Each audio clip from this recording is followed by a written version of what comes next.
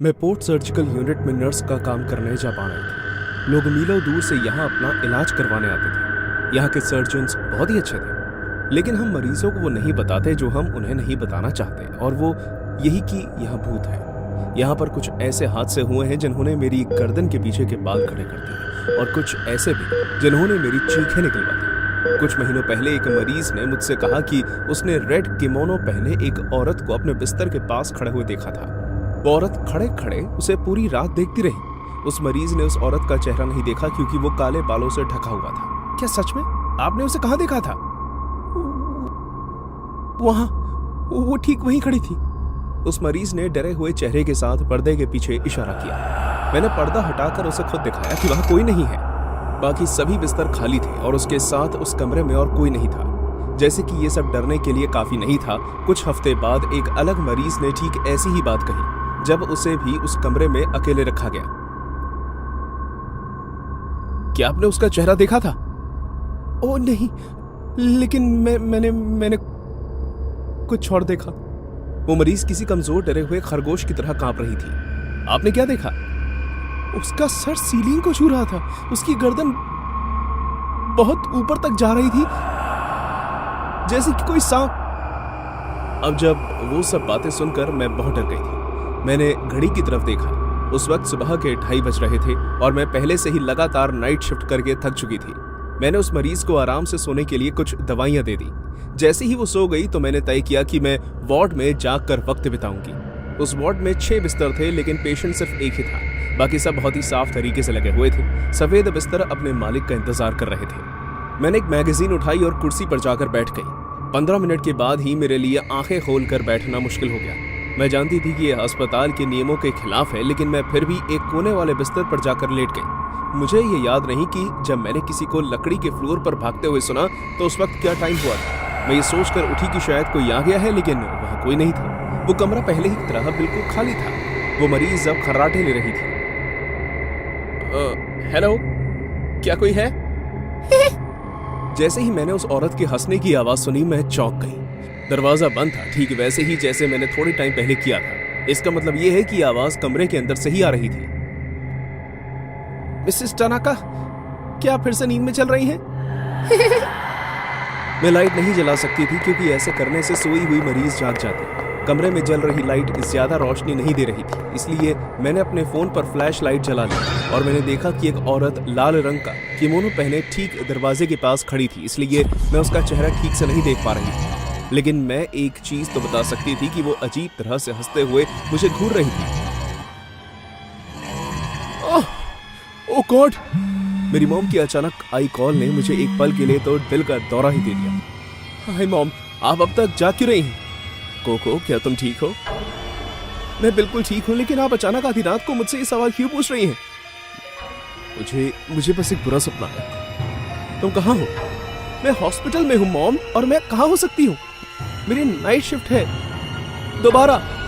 क्या तुमने night shift कहा? हाँ, क्यों? मैंने अभी देखा कि नाइट शिफ्ट करते हुए तुम्हारी आंख लग गई और तुम्हें एक अजीब सी दिखने वाली औरत सोते हुए देख रही है। उसने लाल रंग का किमोनो पहना हुआ था और वो... इससे पहले कि मेरी मॉम अपनी बात खत्म कर पाती, उनका फोन बीच में ही कट गया। मेरे कांपते हुए हाथों से फोन जमीन पर गिर गया। बहुत ही धीरे धीरे तेज धड़कनों के चलते मैं वापस उस तरफ मुड़ी जहां वो औरत कुछ सेकंड्स पहले खड़ी थी, लेकिन तब तक वो जा चुकी थी। हेलो, क्या चाहिए तुम्हें?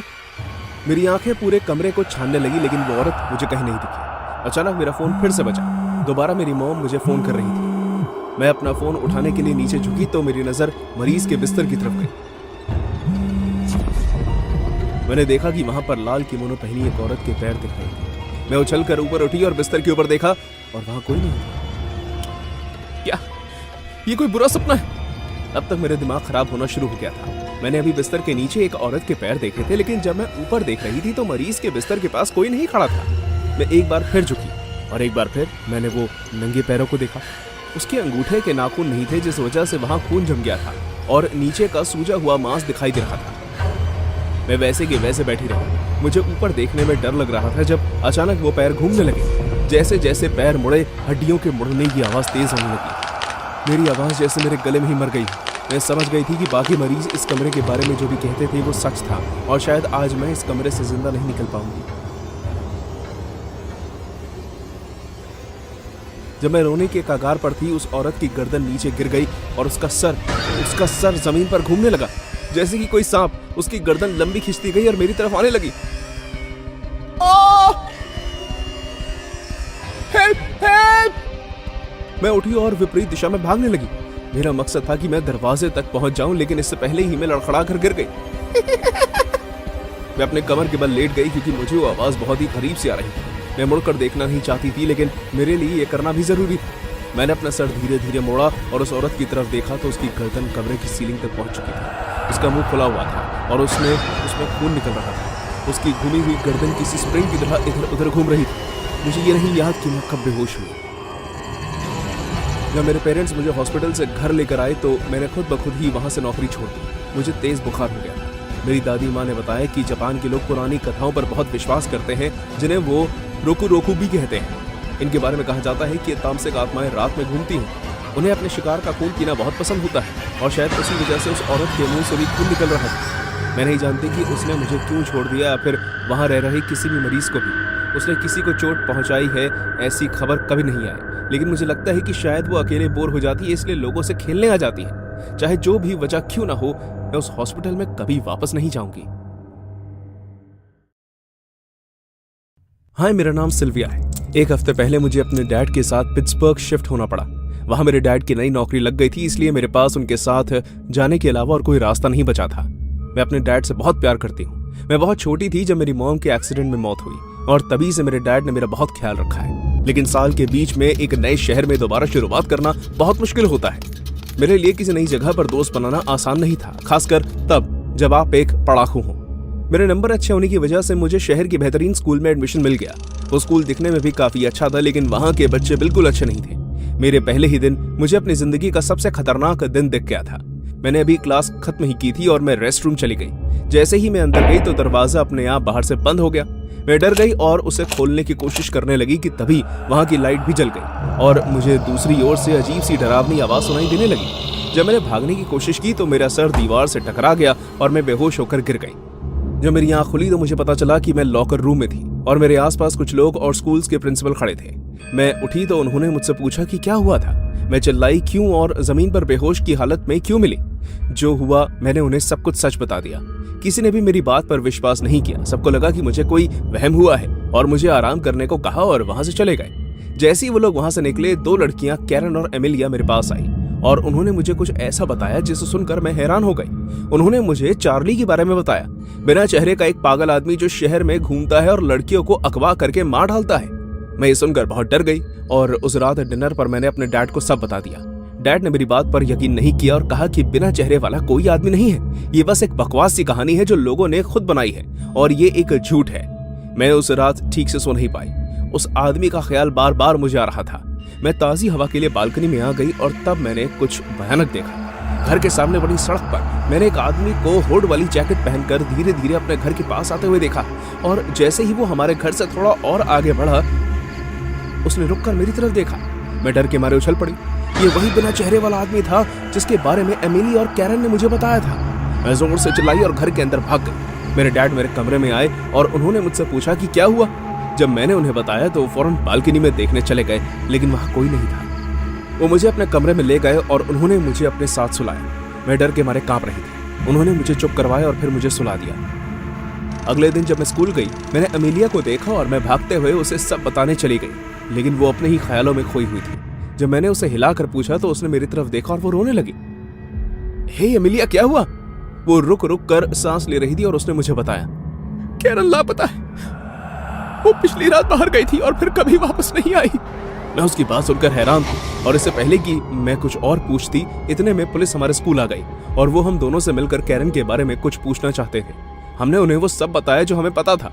हमने पुलिस को बिना चेहरे वाले उस आदमी के बारे में भी बताया, लेकिन उन्होंने भी हम पर हंसते हुए कहा कि ये सब झूठी कहानियां हैं। जब पुलिस चले गई तो मैंने एमिलिया को बताया कि मैंने उस आदमी को कल रात फिर से देखा था। एमिलिया ने तय कर लिया था कि वो उस आदमी को ढूंढने जाएगी। मैंने उससे कहा कि ऐसा करना ठीक नहीं है, लेकिन बिना मेरी बात सुने वो निकल गई। मैं एमिलिया के लिए चिंतित थी और डरी हुई होने के बावजूद मैंने उसकी मदद करने की कोशिश की। हमने अपनी अपनी साइकिल्स ली और बिना किसी को बताए कि हम कहाँ जा रहे हैं, हम शहर के दूसरे कोने की तरफ जाने लगे। हमें वहां एक सुनसान सुरंग दिखी। एमिलिया ने हमें बताया कि वो आदमी यहीं रहता है। हमने अपनी साइकिल वहीं छोड़ी और सुरंग के अंदर जाने लगे। मैं डरी हुई थी, लेकिन अमेलिया अपनी दोस्त को ढूंढने के लिए डटी हुई थी। जैसे जैसे हम अंदर जाते जा रहे थे, अंधेरा बढ़ता जा रहा था। जैसे ही हम अपने फोन की लाइट जलाने वाले थे, हमने एक लड़की की चीख सुनी, जाने दो मुझे, नहीं। हम एक सेकंड के लिए डर गए। अमेलिया की आंखें चमक उठी। उसने मुझे बताया कि वो कैरन की आवाज थी। हम उस तरफ भागे, लेकिन सुरंग आगे जाकर 2 भागों में बट रही थी। हमें नहीं पता था कि वो आवाज कहां से आ रही थी और हम दोनों अलग अलग जाकर भी ढूंढना नहीं चाहते थे। हमने तय किया कि हम दाएं तरफ जाएंगे और हम उस तरफ चलने लगे। थोड़ा आगे जाकर हमने एक दरवाजा देखा, लेकिन वो बंद था। अमेलिया ने मुझे दरवाजा खोलने के लिए कुछ ढूंढने को कहा। मैं अंधेरे में ढूंढने लगी कि तभी अचानक दरवाजा खुला। मैं देखने के लिए वापस मुड़ी तो वो वहीं था, चार्ली।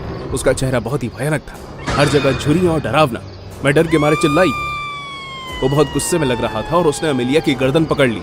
एमिलिया खुद को छुड़ाने की कोशिश करती रही, लेकिन वो बहुत ताकतवर था। मुझे जल्द ही कुछ करने की जरूरत थी। मैं इधर उधर देखने लगी और मुझे एक लोहे की रॉड मिली। मैंने उसे उठाया और जोर से चार्ली के सर पर दे मारा। वो बेहोश होकर जमीन पर गिर गया। हम जल्दी से अंदर गए और हमने कैरन को बचा लिया। फिर हमने पुलिस को फोन किया और वहां से भाग गए। कुछ देर में पुलिस आ गई और सुरंग के अंदर छानबीन करने गई। उन्होंने वापस आकर बताया कि वहां कोई नहीं था। हम ये सुनकर हैरान हो गए। हमने ये तो साबित कर दिया था कि चार्ली नाम का आदमी है, लेकिन अब हमें डर था कि वो अपना बदला लेने हमारे पीछे जरूर आएगा। पुलिस ने हमें कुछ दिन तक घर के बाहर निकलने से मना कर दिया और उन्होंने चार्ली के लिए जगह जगह नोटिस लगवा दी। उस रात जब मैं सो रही थी तो मैंने अपने कमरे की खिड़की के खुलने की आवाज सुनी। मैंने देखा और मैं हैरान हो गई। वो चार्ली था। वो मेरी तरफ भागा। मैं तुम्हें मार डालूंगा। मैं डर के मारे जोर से चिल्लाने लगी और मैंने कमरे से भागने की कोशिश की, लेकिन उसने मेरा हाथ पकड़ लिया और मुझे वापस खींचा। मैं बिस्तर पर गिर गई और चिल्लाकर अपने डैड को मदद के लिए आवाज लगाने लगी। तभी दरवाजा खुला और मेरे डैड ने फावड़े से चार्ली के सर पर वार किया। हमने पुलिस को बुलाया। उन्होंने आकर चार्ली को गिरफ्तार कर लिया। वो शहर अब आखिरकार उस पागल से मुक्त हो चुका था। मैं अब तक सोया नहीं था। मेरी रगों में उत्साह दौड़ रहा था। घर बिल्कुल शांत था और मैं जानता था कि यह सही समय है। मैं धीरे धीरे सीढ़ियों से नीचे उतरने लगा। मैं कोई शोर नहीं मचाना चाहता था, इसलिए मैं सावधानी से चल रहा था ताकि मेरे पेरेंट्स को कुछ पता ना चले। मैंने रेलिंग को जोर से पकड़ लिया। मैं इस बात से डरा हुआ था कि मुझे क्या देखने को मिलेगा। मैं सीढ़ियों से नीचे उतरा। मेरा दिल जोर जोर से मेरी छाती में धड़कने लगा। आज मैं आखिरकार सैंटा को पकड़ ही लूंगा। इस साल मैं उन्हें क्रिसमस ट्री के नीचे तोहफे रखते हुए उन्हें पकड़ लूंगा। मुझे बस तब तक का इंतजार करना था जब तक वो आ नहीं जाते, और उसके बाद मैं कूद कर बाहर आऊंगा और उन्हें तोहफे रखते हुए देख लूंगा। मैं इंतजार करता रहा। आसपास का सन्नाटा धीरे धीरे बढ़ता रहा। आखिरकार मैंने एक कोने से कुछ आवाज आती हुई सुनी। उत्साह में मैं कूद कर बाहर निकल आया। मैंने आपको पकड़ लिया, मैंने। लेकिन मेरी आवाज लड़खड़ाई। क्रिसमस ट्री के पास जो खड़ा था उसे देखकर मैं डर गया। कुछ ऐसा जो सैंटा नहीं था। उसकी नोकीले सींग, लंबा चाबुक था और उसकी आकृति काली थी। वो मेरी तरफ मुड़ा। उसके पैर बकरी जैसे थे और उसके चेहरे पर चिड़चिड़ाहट थी। हेलो। मैं चलाते हुए ऊपर की तरफ भागा। मैं अपने बिस्तर पर कूदा और मैंने खुद को चादर से ढक लिया। मैं इस तरह करीब 1 घंटे तक लेटा रहा और फिर मैंने हार कर एक बार फिर उठकर नीचे जाकर देखने का फैसला किया। मैं वापस से नीचे गया। मेरी टांगें डर के मारे कांप रही थी। मैंने एक कोने से देखा, वहां कुछ भी नहीं था। ये जानकर मुझे बहुत राहत मिली। शायद मैंने कोई बुरा सपना देखा था और शायद मैं कभी बिस्तर से बाहर ही नहीं निकला था। अगली सुबह तक मैं उस रहस्यमयी प्राणी के बारे में सब कुछ भूल चुका था जो मुझे क्रिसमस ट्री के पास खड़ा दिखाई दिया था। वो क्रिसमस का दिन था और मैं अपनी सभी तोहफों को खोलने के लिए बहुत उत्साहित था। मुझे एक बाइक मिली थी, कुछ नई गेम्स और ये अजीब तरह की मुझे एक अलग से दिखने वाला खिलौना भी मिला था जो एक फिजेट स्पिनर के जैसा लग रहा था। कुछ दिन बीत गए और मैंने तय किया कि मैं उस खिलौने को अपने साथ स्कूल लेकर जाऊंगा। इसके बावजूद भी कि मेरे पेरेंट्स इस बात से परेशान थे जब से मैंने उस तोहफे को खोला था। स्कूल का वो दिन आराम से बीत गया और मैं घर की तरफ वापस आने लगा। मैं हमेशा की तरह अपने दोस्त से बातें करते हुए वापस आ रहा था। मैं कसम खाता हूं कि वो मेरी जिंदगी का सबसे अजीब सपना था यार। क्रिसमस वाले दिन में एक राक्षस का घर में होना। Come on man. हाँ, तुम जरूर कोई सपना देख रहे हो गया। क्या तुमने कभी क्रैम्पस के बारे में सुना है? क्रैम्पस? ये क्या होता है? ये सैंटा के खिलाफ लोगों द्वारा बनाई गई कहानी है। तुमने कहीं इसे तो नहीं देखा होगा। हम चलते रहे कि अचानक मैंने कोने में किसी को खड़े हुए देखा। मैं रुका और उस दिशा में देखने लगा जहां वो चीज मुझे नजर आ रही थी, लेकिन वो जो भी था जा चुका था। फिर भी मैं डर के मारे कांप गया। मैंने जिससे भी देखा था मुझे लगा कि उसके बड़े बड़े सींग थे और मुझे लगता है कि वो वैसे ही दिख रहा था जैसे जो प्राणी मैंने क्रिसमस ट्री के पास खड़े हुए देखा था। अचानक बर्फ का तूफान आने लगा। बादलों ने हमें इतना घेर लिया कि हमें सामने कुछ नहीं दिख रहा था। हम पास के गैस गोदाम की तरफ भागे ताकि हम इस तूफान से बचकर कहीं रुक सकें। पढ़ते रहो दोस्त, मैं पीछे की तरफ देखकर चिल्लाया। जब मुझे कोई जवाब नहीं मिला तो मैंने पीछे मुड़कर देखा। मेरा दोस्त जा चुका था और बर्फ का तूफान और तेज होने लगा। आखिर ये हो क्या रहा है? मैं भागता रहा। मेरी सांसें तेज होने लगी और आखिरकार मैं गैस गोदाम तक पहुंच गया। एक पल के लिए तो मुझे सांस आई, लेकिन बाहर लिखा हुआ था कि कर्मचारी 1 घंटे के बाद आएगा। मैंने अंदर जाकर पनाह लेने का फैसला किया और सोचा कि कुछ खाने के लिए भी उठा लूंगा। मैं कैंडी और स्नैक्स वाले सेक्शन में गया। मैं बहुत खुश था। शायद आज मुझे फ्री कैंडी मिलेगी। कितना पागल है वो आदमी जो स्टोर को खुला छोड़कर ही चला गया। मैंने अपनी जेब में कैंडी भरना शुरू किया। मेरी खुशी का कोई ठिकाना नहीं था। लेकिन फिर अचानक लाइट चली गई और मैंने किसी जानवर के चलने की आवाज सुनी। मैं डर के मारे वहीं खड़ा रहा और मैंने सर उठाकर ऊपर देखा। मेरे सामने क्रैम्पस खड़ा था। उसने मुझे देखकर फिर चिड़चिड़ा चेहरा बनाया। तुम अच्छे बच्चों की सूची में नहीं हो। मैं चिल्लाया और जितना तेज हो सकता था उतना तेज भागा। क्रैम्पस भी मेरे पीछे पीछे भाग रहा था। बर्फबारी और तेज हो चुकी थी। देखना मुश्किल हो चुका था और भागना नामुमकिन। मैं अपने पीछे क्रैम्पस की आवाज सुन सकता था, जिससे मैं एहसास हो गया था कि मैं मुसीबत में हूँ। मेरे पास अब कोई रास्ता नहीं बचा था। मैं आखिरकार रुक गया और जमीन पर गिरकर रोने लगा। मेरे ऊपर एक बड़ी छायादार आकृति दिखाई दी, लेकिन उसके बाद मैंने दूर से पुलिस के सायरन की आवाज आती हुई सुनी। एक उम्मीद की किरण के साथ मैं उनकी तरफ भागा और पुलिस अफसरों के समूह के बीच चला गया। मेरी मदद करो, मेरी मदद करो, क्रैम्पस मेरा पीछा कर रहा है। आराम से बच्चे, आखिर तुम कहना क्या चाहते हो? क्रैम्पस मेरा पीछा कर रहा है। वो मुझे क्रिसमस के टाइम से पकड़ना चाहता है। वो वहां मेरे साथ उस गैस गोदाम में था। देखो, मुझे लगता है कि मेरा वहां से कैंडी चुराना ठीक। मैं एहसास करके डर गया कि मैंने पुलिस के सामने क्या कह दिया। वो भी मुझे गुस्से से देखने लगे। अच्छा, तो तुम कुछ देखकर बहुत डर गए, वरना तुम ये कभी नहीं कबूल करते कि तुमने कुछ सामान चुराया है ना? अपनी जेबें खाली करो बच्चे। मैंने सलाखों के पीछे बैठकर अपनी किस्मत के फैसले का इंतजार कर रहा था जब मैंने जेल के बाहर शैतानी हंसी सुनी। मैंने ऊपर बनी खिड़की से झांक कर देखा। बाहर बर्फ के तूफान के बीच क्रैम्पस का बड़ा सा शरीर था। उसका चेहरे पर गुस्सा और नफरत के भाव थे। अच्छा होगा अगर तुम अगले साल अच्छे से, नहीं तो अगला साल देखना नसीब नहीं होगा। और इसी के साथ क्रैम्पस बर्फ में कहीं खो गया। मैं डर के मारे थरथरा गया। मैं आज के बाद कभी चोरी या बदतमीजी नहीं करूंगा। मैं जानता हूं कि क्रैम्पस का काम सिर्फ और सिर्फ बच्चों को डराना है, लेकिन उसके साथ इतनी करीबी मुलाकात के बाद मैं चाहकर भी यकीन नहीं कर पाता कि ये सिर्फ लोगों की बनाई ये कहानी है। असली क्रैम्पस से मिलकर मुझे लग रहा था कि वो पूरी फिराक में है कि अगर मैं अच्छा बनकर नहीं रहा तो वो मुझे मार डालेगा।